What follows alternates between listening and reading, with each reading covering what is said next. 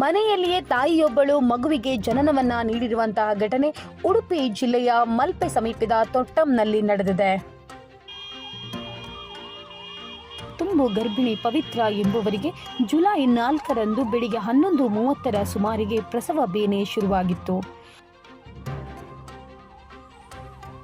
ಆಶಾ ಕಾರ್ಯಕರ್ತೆ 108 ಆಂಬ್ಯುಲೆನ್ಸ್ಗೆ ಕರೆ ಮಾಡಿದರೂ ಕೂಡ ಆಂಬ್ಯುಲೆನ್ಸ್ ಸ್ಥಳಕ್ಕೆ ಧಾವಿಸದೆ ಮನೆಯಲ್ಲಿಯೇ ಮಗುವಿನ ಜನನವಾಗಿದೆ.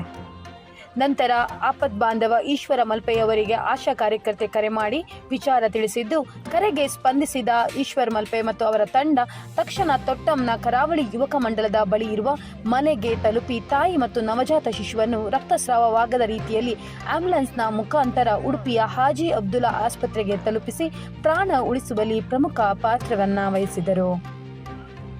ಹಾಜಿ ಅಬ್ದುಲ್ಲಾ ಆಸ್ಪತ್ರೆಯ ವೈದ್ಯರು ಮತ್ತು ಸಿಬ್ಬಂದಿ ವರ್ಗದವರು ತಾಯಿ ಮತ್ತು ಮಗುವಿಗೆ ಬೇಕಾದ ಚಿಕಿತ್ಸೆಯನ್ನು ನೀಡಿ ತಾಯಿ ಮತ್ತು ಮಗುವನ್ನು ಅಪಾಯದಿಂದ ಪಾರು ಮಾಡಿದ್ದಾರೆ.